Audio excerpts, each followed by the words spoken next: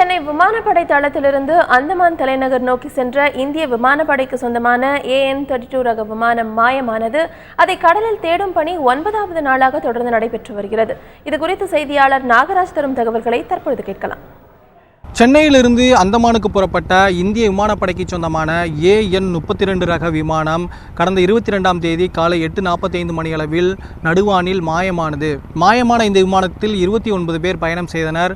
மாயமான தினத்திலிருந்து இன்று வரை இந்திய கடலோர காவல் படை, பாதுகாப்பு படை மற்றும் விமானப்படைக்கு சொந்தமான 20க்கும் மேற்பட்ட விமானங்கள் மற்றும் 15க்கும் மேற்பட்ட கப்பல்கள் தொடர்ந்து தேடுதல் பணியில் ஈடுபட்டு வருகின்றன.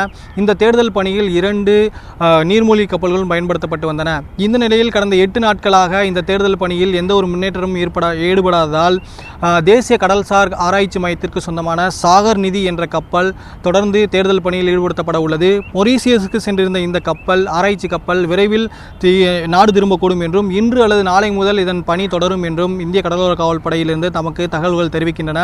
மேலும் இந்த விமானத்தில் பயணம் செய்த வெகுபீர் வெர்மா என்பவரது மொபைல் கடந்த 2 தினங்களுக்கு முன்பு வரை ஆனாகி இருந்ததாகவும், அவருக்கு கால் செய்தால் தொடர்ந்து கால் போவதாகவும், ஆனால் யாரும் அந்த போனை எடுக்கவில்லை என்றும் ஒரு தகவல் கிடைத்திருக்கிறது. இதைத் தொடர்ந்து 8வது நாளாக இன்றும் தொடர்ந்து தேடுதல் வேட்டை நடைபெற இருக்கிறது. மேலும் தமிழக கடலோர காவல் படையிலிருந்து தமிழக மீனவர்களுக்கு மீன்பிடிக்க செல்லும் போது விமானத்தின் பாகங்கள் ஏதாவது கிடைக்கின்றதா என்று தொடர்ந்து அறிவுறுத்தப்பட்டு வருகிறது.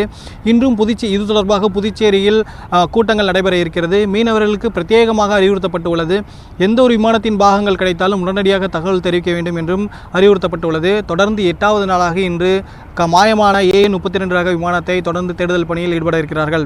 தந்தி டிவி செய்திகளுக்காக ஒளிப்பதிவாளர் சபரியுடன் நாகராஜன்.